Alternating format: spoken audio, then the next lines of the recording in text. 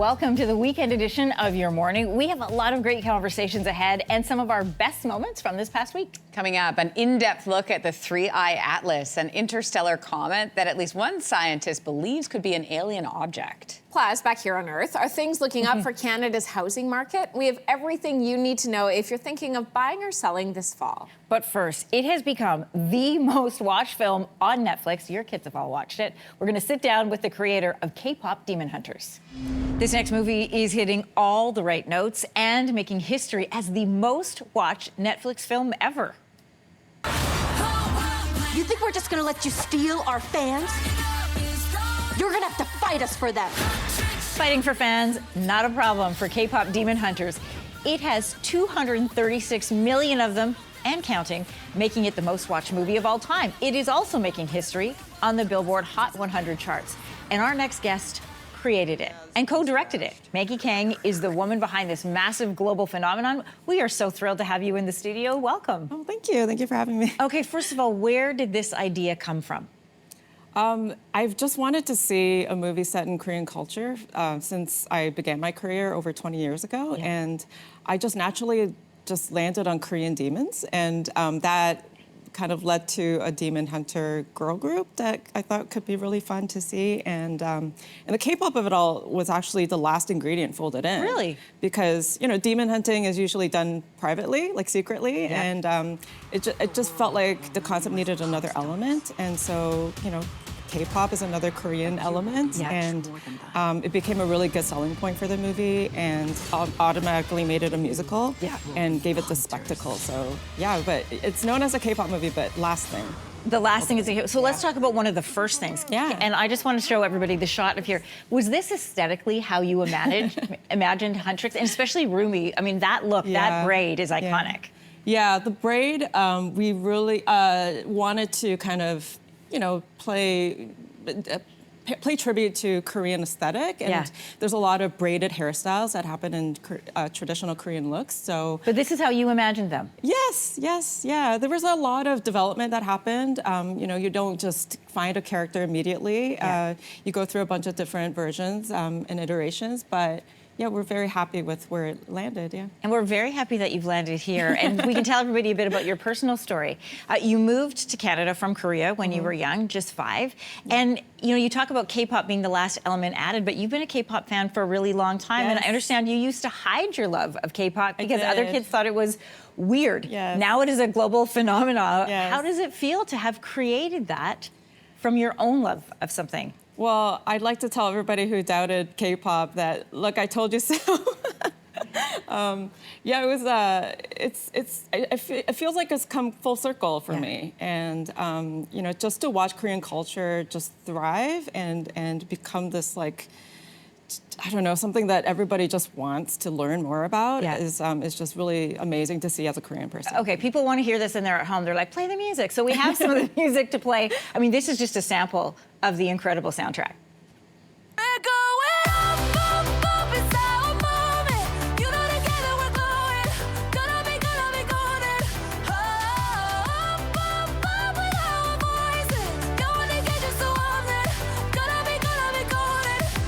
I was singing this out loud in my car this morning on the drive-in. You know, it's one thing to have songs making history on the Billboard charts. 8 songs in the top 100 is pretty phenomenal. 4 of them charting in the top 10. That's never happened in Billboard's history. How does Apparently that feel? not. It's very surreal.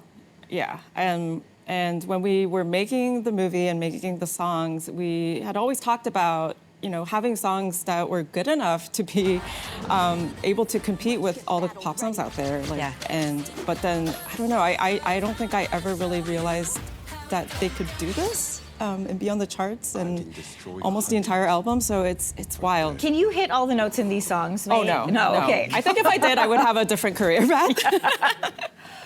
It transcends all kinds of barriers, which is also so great. You know, Lindsey was just showing in Sidebar, which is a segment we do on this show earlier. There's this guy in his 20s who was busted singing when it came on in the restaurant. Oh my He knows God. all the words. That's amazing. Look at him. I haven't seen this one yet. Oh my goodness. It's even made its way, and I'm sure you know this by now, into the world of sports. For anybody who missed it, here's Novak Djokovic sliding K-pop Demon Hunters. Have a look. Fritz, what a game that was. Very disappointing end, but a great battle he gave. But you know what? It's my daughter's birthday, so this is a big present for her.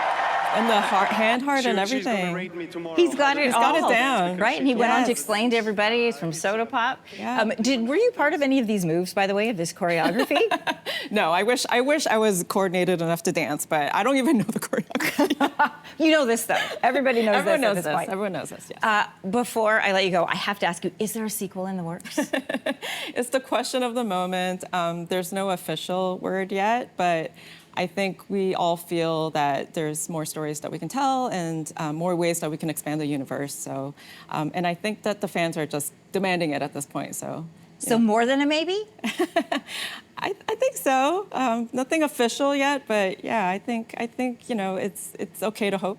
Yeah, well, given the success, they would be crazy not to do it. I think so. Maggie, I know that you've got family out in BC. Is there anyone you want to say hi to this morning before we let you go? Oh my gosh, so many people. My classmates from Sheridan College, some of them I'm going to meet hopefully today, and yeah, just a lot of friends and mom and dad. Hi. Thank you for bringing your creativity, your love of K-pop, and your love of Korean culture to the world on such a massive scale. You have created a film that people don't only love, but they are obsessed with. Oh. Thanks, Maggie. Great to have you here. Thank you so much. Coming up, what's happening in the real estate market this fall? We'll take a look at whether it's a good time to buy or sell.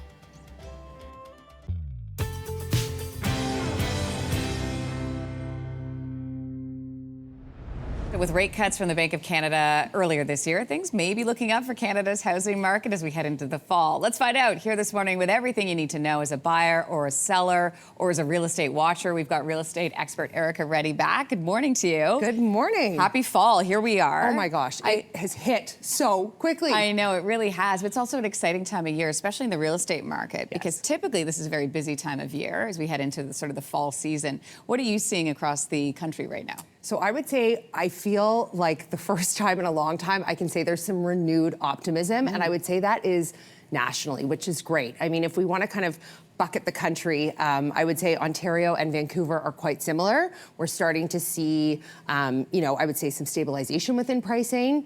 We've obviously got two different markets with the condo market and the housing market within, but I would say we're seeing good sentiment coming back. Calgary, Saskatchewan, you're actually seeing some really increased activity. You're seeing some increase in pricing, increase in sales, just the combination of lifestyle, the job opportunity, that's definitely drawing people in, and you're seeing that trickle also into Atlantic Canada. So when we look at the housing market update, one of the big things we talk about a lot is affordability. Yes. And how the mortgage rates and the Bank of Canada rate plays into all of that. So what are you seeing there? So again, I think we've had a lot of noise with rates, with Bank of Canada, with cuts. I think everybody's has known off by heart, whether you're entering the market or not, when the next announcement is. It's all we're talking about. True. And I feel we're starting to see just some stability in how people are feeling about that. There's been a lot of people sitting on the sidelines struggling to know, is this my opportunity? Is the timing right? And I think people are just starting to feel like the signaling from the Bank of Canada is positive. It is, we are landing. It is okay. This might be a good time to actually get off the sidelines and enter the market. Are you getting more calls at the office? Definitely. I mean, there's been a good pickup, I would say. It was interesting. The July numbers, when they came out, I think a lot of people kind of went, is it actually true? Are we actually turning a positive note on both sales and volume? And we are. And so I think that trending into the fall is allowing us to really come in with probably some better headlines. Better headlines, that's right. Okay, so let's talk about pricing. When we look at the price of a house across the country, what are we seeing? So again, Ontario and Vancouver, very similar in the sense that we're seeing stabilization. When we say Ontario, are we talking Toronto specifically? Yeah, you would definitely see more Toronto, but honestly, I would say a good chunk of GTA proper, you would see stabilization within pricing. When we look over to Calgary, you're actually seeing an increase in pricing. Montreal is starting to mimic that. I just think you're seeing more people gravitate to a place where there's lower pricing, great job opportunity, and still lifestyle, and the same patterns emerging in Atlantic Canada. I was going to ask you about Atlantic Canada. Yes. That's what you're seeing as well? Exactly. Okay, the federal housing minister, Gregor Robertson, yesterday, I was reading this headline. He's like, the condo market in Toronto is in a free fall. What are you seeing? So the condo market's tough. There's frankly no other way to put it. We've just got a huge surge of supply and we don't have enough demand to meet that. And so it's a tricky conversation, and it is one of those situations where I really think until we start to see supply absorbed, the demand is really going to be skewed. People need to start buying, I guess. Yes. So let's talk about if you are looking to buy a house, what tips do you have in the fall? So I think the biggest thing is be pre-approved. I mean, we talked about rates, we talked about Bank of Canada. You want to know what you can afford and what's comfortable for you so that you have balance within your lifestyle. Understanding that in some cases inventory is higher. So if you are a buyer, you actually probably have the upper hand, which is not always typical in the market. But take your time and ensure you know exactly what you want before you are making that big purchase. If you're looking to sell your home, what do you need to know? So you definitely need to be on the mark with pricing. You need to know your market. You need to know what your house is truly worth. There's a lot of noise, you know, as we've just talked about. Finding kind of where the core of it is really important. So understand that market. Make sure you've prepared your house. It's really important in this market, especially to have your house properly presented. You've got one chance to shine, so don't miss that. Good point. Yes, you got to launch really well. Erica Reddy, always good to see you. Thanks for the update. Thank you.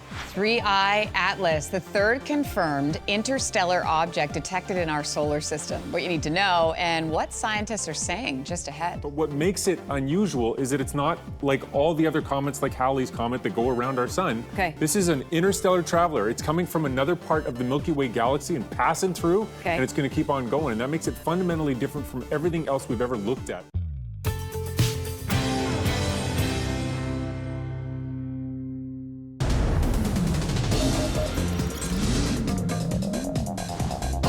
So we recently brought you the story of 3I Atlas. That's the interstellar comet passing through our solar system that displays unusual properties. At least one physicist believes it could be an alien object. Here's a photo of the comet taken last month. I mean, I can't tell what's in this, but Dan's here, he's gonna tell us. There is a push for NASA to leverage its Juno spacecraft near Jupiter to intercept it. But now a research institute in Texas says a proposed spacecraft could be developed to be used to reach other interstellar comets in the future. So joining us with more on this is CTV News Science and Technology Specialist Dan Riskin. Good morning. Good morning. So I am not allowed to believe in the Loch Ness Monster, but we can believe in alien objects and comets. No, you don't have to believe in those either. I mean, so anytime there's something that's at all anomalous in space, you're going to get people that are like, ooh, this one could be the aliens. Okay. And as much as I would love to discover life from another planet, I really would. That would be great.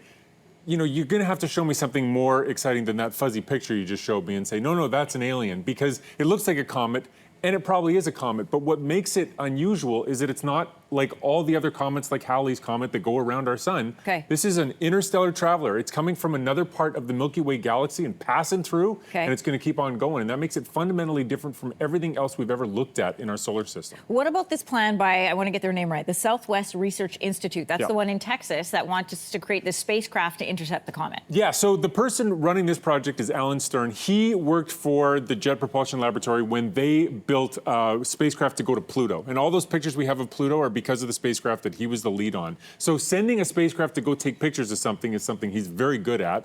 And he's proposed this mission. He said, look, we can build a rocket that's ready to go so that when 4I shows up, we can launch, meet it in space, and get a good picture. Because right now, that's the best we have. That's a fuzzy picture. You can't tell how big that is. That looks like my street on a rainy night. Yeah, exactly. It's a terrible picture. And that's like the best we can do. I mean, we don't know if it's 0.3 kilometers across or 5 kilometers across. We can measure the gases and we can see that there's carbon dioxide and carbon monoxide and a little bit of cyanide. And the thing is that everything in our solar system is at youngest, or at oldest, 4.6 billion years old. But this thing is from up far away. It could be 7 billion years old. It could be older than anything we've ever seen before. And that tells us things about the origins of the galaxy beyond just our solar system. A gift from the gods, so to speak. Yeah. So physicists, we mentioned there's a physicist who thinks that this has alien properties. That physicist's name is Avi Loeb. Yeah.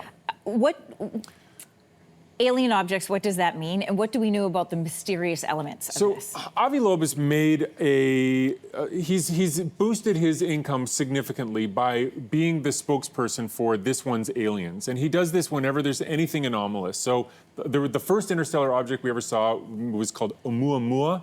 he said that's definitely a spaceship, and he got lots of attention and lots of people throwing money at him to try to make the argument that this was a spaceship. It was a rock. It went by, at least we think it was a rock. Maybe there were little windows on side, but we didn't have a spacecraft to go there and get a close look. Sure. And so that's the whole idea here, is to get a closer look. Now, he points out that with 3i, it's on a trajectory that seems to be in the plane of all the planets in our solar system. And so, you know, that could be designed by a civilization if you wanted to get a good look at our planets. But what are we looking at right here, Dan? so what you're seeing is the fixed stars, and you know, if you take a picture of the night sky, the stars are all moving, but if you move the telescope, you can make those stars look like they're standing still, and then you can see that little dot moving. That line where it says 3i Atlas is the trajectory of this thing through our solar system. I see. Okay, so what do we have to potential to learn by studying? Well, so this is a missed opportunity. So 3i is coming, it's going through, we're getting these fuzzy pictures. It's probably not going to get any better than that. So we want to have a better plan for next time, because it would be much better if when one of these starts coming in, we say, fire up the rockets, we send something out and we go meet this thing. So we could get a good picture of it. Wouldn't that be awesome? Yeah. Yeah. So that's the plan. That's what they're saying, is we can make a plan. We need the funding. We're going to get a rocket. It's going to be sitting on the launch pad ready to go. Okay. And next time you see one of these interstellar objects, we should be able to go up there and get pictures. There was talk of NASA using the Juno spacecraft to try and do just that. What's the latest? Yeah, the latest on that is that NASA hasn't really responded to emails asking about this. So the Juno mission was its own thing to study Jupiter. Yeah. The spacecraft is in orbit around Jupiter, and there are plans for that spacecraft to crash into Jupiter or burn up in the clouds and be finished. Okay. And Avi Loeb, the eccentric scientist that we were talking about, has suggested that, no, if you fire the thrusters, you could go send this thing off to go look at 3i. Okay. And it seems like a good plan, but NASA has not made any official statements in response. So we'll see. I'm pessimistic because it's, you know, but we'll see. We'll see. Sorry, and really quickly, what's the timeline on this? Like, how much time do we have Well, to so get this 3i photo? is going to make its closest approach right before Halloween. So, and then it's on its way out. So the firing of the thrusters would have to happen this month, leaving Jupiter. So Fire the rockets needs to come soon. Fire the rockets. Yeah, absolutely. CTV science and technology specialist Dan Riskin, good to have you here. Thank you. Next week on Your Morning, we chat with the world's most celebrated thriller writer, Dan Brown, about his most stunning novel yet, The Secret of Secrets.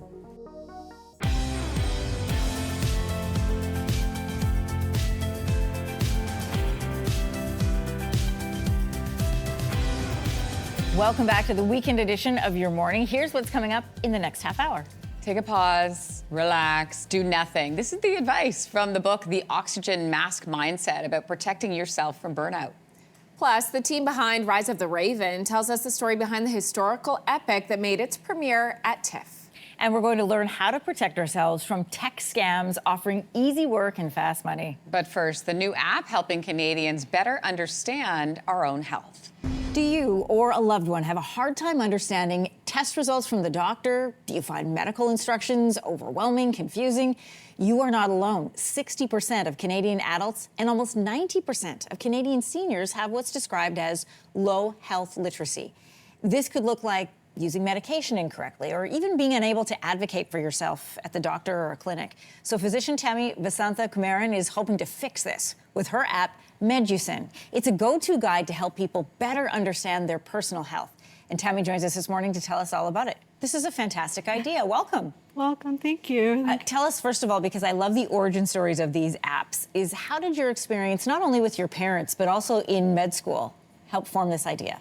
Well, as you may already know, I began translating for my parents when they were patients, and that kind of got me interested in the medical field. And once I went to medical school, I realized that there was such a big gap in global health illiteracy. And that's when I realized that this was not just here in Canada, but also in India, where I did my medical school. And there I met a patient once, and he had a large carcinoma of the tongue, and he came to the ER at 12 a.m. midnight, and he came for treatment, and we told him that we can't treat you because this is very late stage carcinoma. And he told us, I wish I had known to come sooner. And that was a very heartbreaking, but also defining moment that made me realize that there needs to be a resource that helps these people better know their health and well-being, and to be able to come earlier when it comes to diseases and health illnesses. So then how will that led to the creation of Meducine? How will the app work? So the app is a module-based health learning app, and you can kind of think of it like a library with multiple learning levels. So you can kind of think of 3 different types of users. You have the curious user who's who has a question about like, what is a heart attack? And they come in and they go straight to that lesson, understand it, leave the app.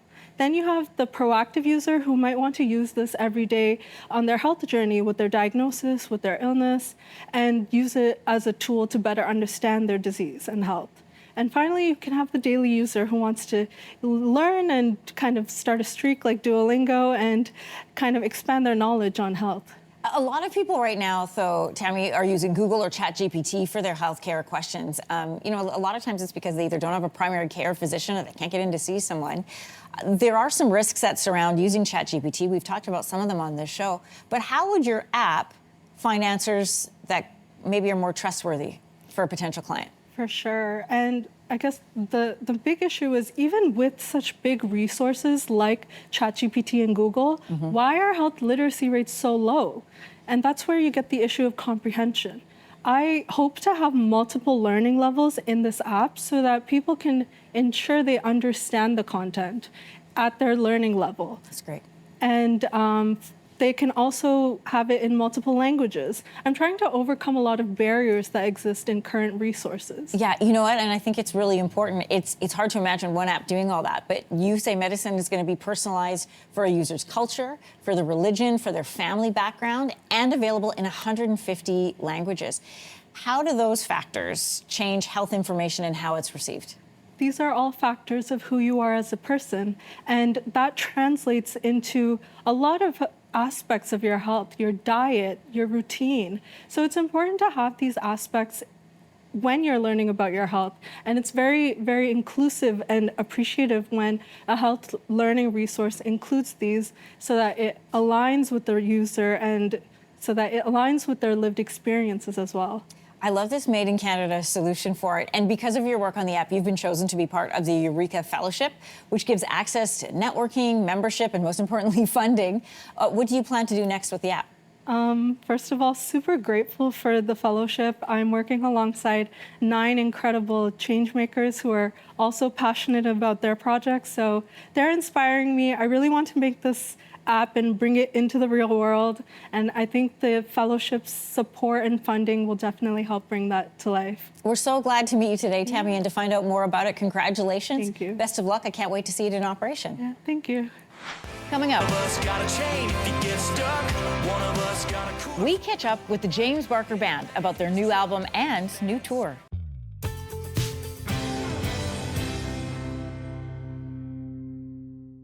Have you been getting a lot of employment texts lately? An unknown number that claims to be a recruiter and offers easy work for hundreds of dollars an hour, and all you have to do is reply or click a link. These, in case you didn't already know, are scam texts, and there's a name for them. It's called smishing. The Canadian Anti-Fraud Centre says $47 million were lost to these kinds of scams in 2024.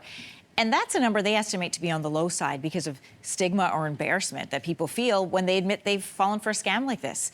Those texts keep coming, so what can you do to protect yourself? We've called in tech analyst Carmi Levy to show us what we can do to shed some light. Good morning. Thanks for joining us from London.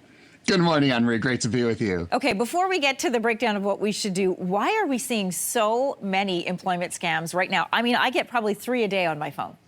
Yeah, me too. I mean, it's all about the economy. We are living in economically challenging times. And so because of that, lots of folks are looking for jobs. The unemployment rate is ticking up. It's on our minds. And criminals, fraudsters, they're creatures of opportunity. They're always going to zero in on the thing that matters to us most now. So right now, it's jobs, jobs, jobs. So these attacks, these attempts to defraud us take on that flavor. They know that we're most likely to respond to them, to sort of get inside our trust circle. So this is the form that they take on now. If we have this same conversation later this year, it might be around, I don't know, holiday shopping or around Super Bowl time. It doesn't really matter. It's what's hot now, right now. It's employment. Okay, so I understand what's driving it because there's the curiosity of people out there. But how do they keep getting our numbers? Well, part of it is us, right? Every time we sign up for something, we are providing personal information, often including our phone numbers. That gets sort of swept up. Oftentimes there'll be security breaches from those organizations to whom we share this information. We also share our numbers on social media. How many times have we posted something in a Facebook group, or it's in an image in a TikTok video? That also gets out, and then it could potentially be scavenged or harvested by cyber criminals. So, I mean, what we're doing is we have a fairly large data footprint, and unfortunately, criminals are paying attention, and in the background, they're constantly absorbing all of this information and then putting it into their attacks targeting us. Carmi, just before we get to how to perhaps try and stop this from happening, whatever happened to the do not call list? And because it doesn't seem to cover text messages. That's right. The national do not call list is still around, but you're right. It doesn't apply to text messages. What we do have, so it's calls only, and it's been around since 2008. And remember back then, maybe we weren't using texting to the degree that we are today. We do have something called Canada's anti-spam legislation, also known as CASL. That does include text messages for commercial messaging, requires consent, requires an unsubscribe link, requires senders to identify themselves. But here's the thing, if you are a legitimate business and you use texting for legitimate marketing, you will follow the law. If you're a criminal, probably not even living in Canada, I guess that doesn't really matter to you. So what happens then, Carmi, if you do open the text, even just to read the full thing, and worse yet, you respond to the link that's included? That's the problem. It's one thing to, in many cases, you'll see the text come up on notification. As soon as you see it, don't engage with it. If you do engage with it, any number of things can happen. It could kick off malware or ransomware, which locks your device. It could harvest additional information from your phone. It could signal to them that you are a live prospect, and then you're going to get even more messages going forward. So a lot of it depends on the payload, depends on sort of what their intent is. But bottom line is you should never do that. If you do click on it and you feel that you've been compromised, at that point, change all of your passwords, report the message anyway, and start monitoring your accounts to make sure that they're not using that information to sign in on your behalf. Often people's phones, Carmi, will give you the option to delete and then report. Does that help? What does that actually do? A little bit. What it does is it trains it trains your device, it trains the services that you're using, and it trains the telecommunications network that these numbers are being compromised or used in a compromised manner. So slowly but surely, it does build up a database in the cloud of numbers that are problematic. And so it certainly helps. Identifying something as a spam text certainly does contribute back to hopefully reining this in. Will it solve it? Will it make it stop? Let's not kid ourselves, not anytime soon. Carmi Levy, thanks for joining us this morning. Very helpful. Appreciate it, Anne-Marie. The James Barker Band has released a brand new album. One of us got a chain if you get stuck. One of us got a cooler full of cold blood in the back of his truck. And if that sounds like you, then you might be one of us. You are listening to the title track off their brand new album, One of Us. September is proving to be a very busy month for the band. They are performing at the upcoming Canadian Country Music Awards. They're also up for a couple of nominations, and they're about to head out onto a cross-Canada tour. But before all of that, James Barker is making time for us this morning and joining us in studio to share a little bit about the brand new album. Great to have you. Great to be here. Thanks for having me. Congrats, first of all. You shared on Instagram that this was written over Zoom, One of Us. Yes. So what is that experience like?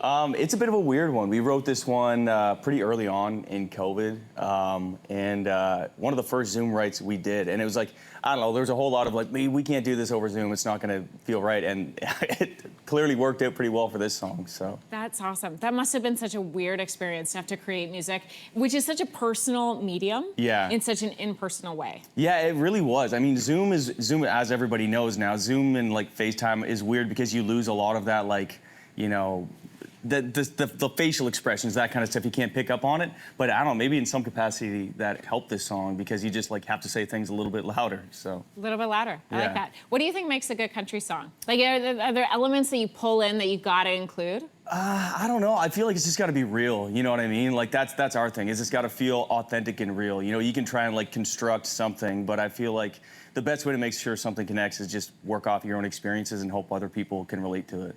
That video we were just watching for One of Us was shot, I understand, in Woodville, Ontario. Yes, Woodville. So is this where you grew up? Yeah, just outside of Woodville. So why did you want to go back there to shoot? It's speaking back to the authenticity thing, like the real thing. We just felt like this song was written about the people I grew up with and where I came from. And it's like, we fought hard because it was like, well, it'd be easier to shoot it in another place or whatever. You got to shut down the main street. And it's like, it's got to be there. It's got to be these people. You know, it's got to be where I grew up. It's got to be real. So had to be Woodville. What is that like going back? And I'm sure you run into people that knew you when you were younger and before this career started. What do they say to you? I mean, people are just so proud and happy. I mean, people are so respectful, and you know, I feel like we do a pretty good job of representing where we're from and trying to make people proud. And it's honestly kind of emotional, like that day being there and seeing all the people and the whole thing. It's like, it's pretty awesome. It's pretty awesome that people came out to support too.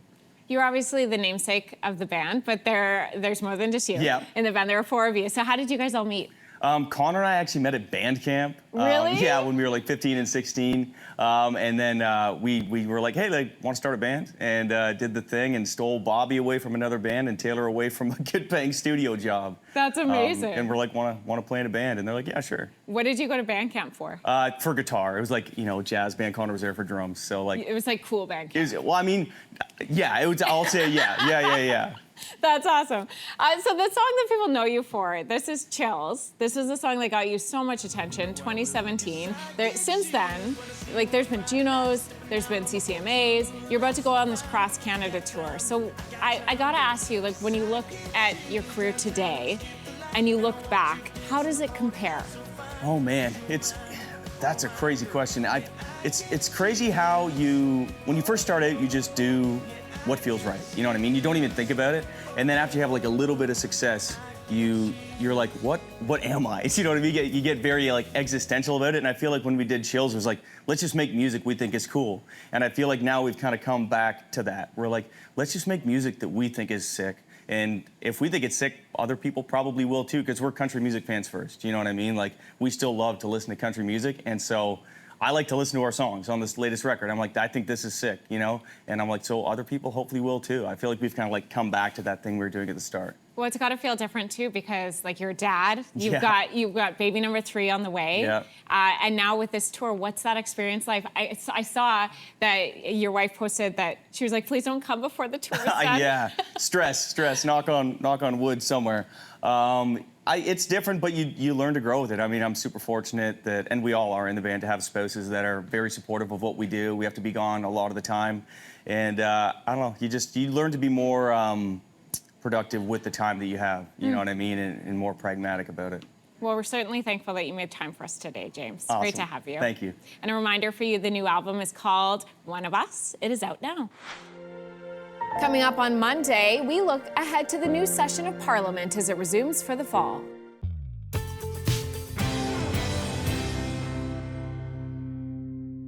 Rise of the Raven is a sweeping new 10-part historical drama, an epic that steps right into the space left by Game of Thrones. The series follows Hungarian commander as he defends Europe against the Ottoman Empire and makes its North American premiere at TIFF tonight. Joining us this morning are producer Robert Lantos, along with 2 of the stars, Gellert El Kadar and Vivian Ruyer. Welcome, all of you, to your morning. Thank you. We are your first stop, I understand, of a long day. Yes. It's quite a morning. I can imagine. Robert, first of all, what drew you to this story? And you make it, when we say you make this on a grand scale, we're talking 600 actors as part of this production. And you know, we say Game of Thrones, but Game of Thrones is fantasy. This has its roots in history. Not to mention all the horses. Yeah. Yeah.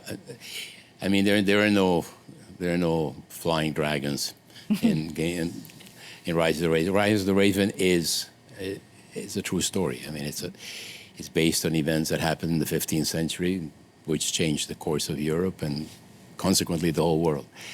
And the hero of this story, Jan Sunyadi, is born in a little village, rises to become the governor of his country and a military genius. And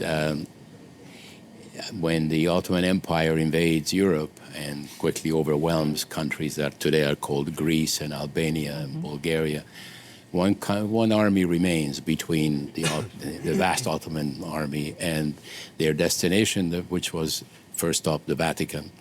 And that was a much smaller Hungarian army. And the two clashed in the Battle of Belgrade in the year 1456, and commanded by János Hunyadi, the small Hungarian army defeats the Ottoman Empire and stops the invasion of Europe. The reason I tell you this whole story, and the reason it fascinated me and drew me to it, was because every single day in every church in the whole world, the bells ring at noon. But people actually outside of Hungary don't really know why. And there's a reason.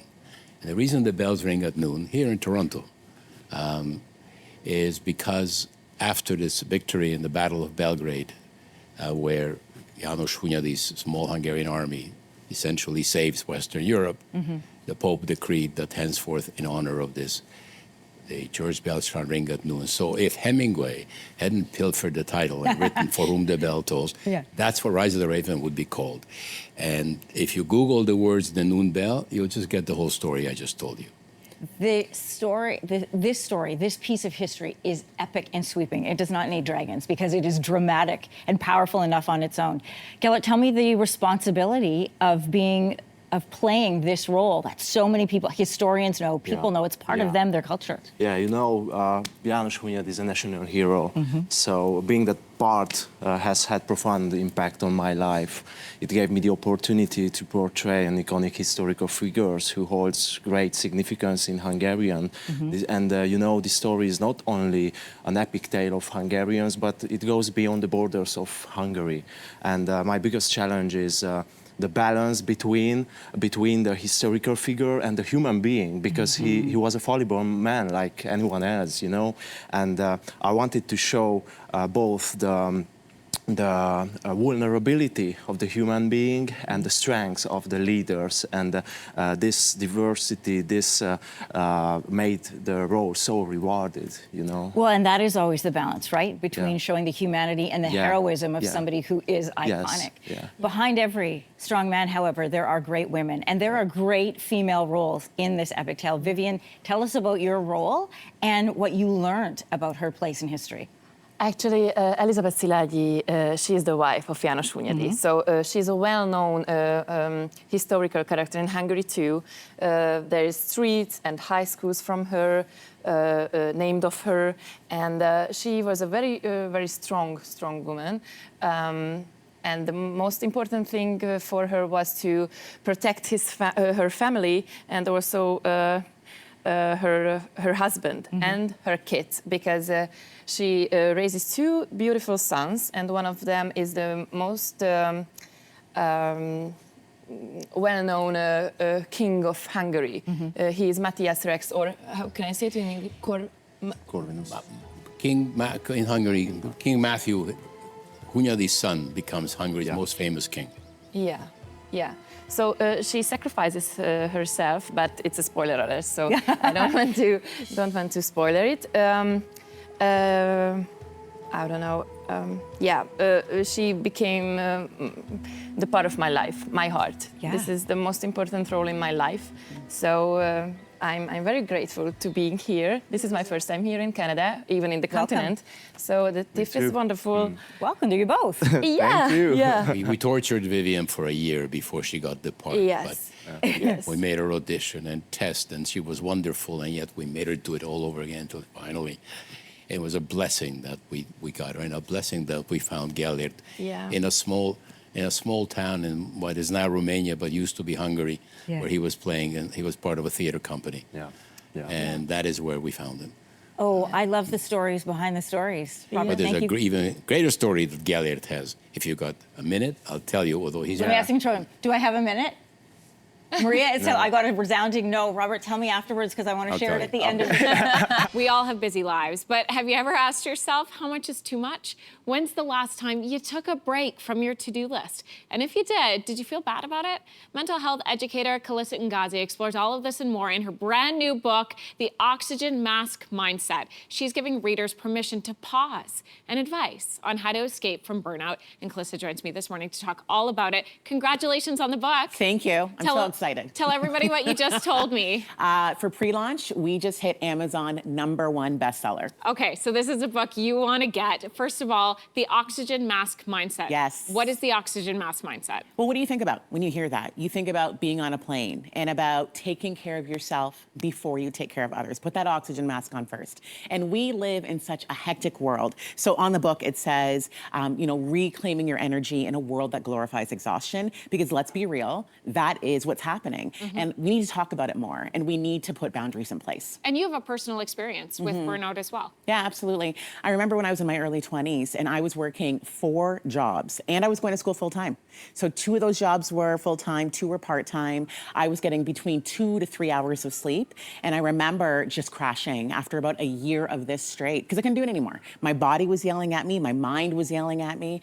It was a really tough time. And the moment that I quit 2 of those jobs and made myself the priority, I could just feel the tension, the anxiety, and the stress lift. I think one of the hardest parts about this hustle culture that we have is that it really is glorified. You tell people everything that you got going on, and you'll hear things like, you're so impressive. I don't have as much capacity as you. I could never do what you do. And you start to feel this pressure of like, okay, I got to keep doing all of this because that's impressive and that's a good thing. And it is hard to get off that wagon. Oh, it is. And for me, I've always said that ADHD is my superpower, and that's great. And I can go, go, go, go, go. And I have a million things.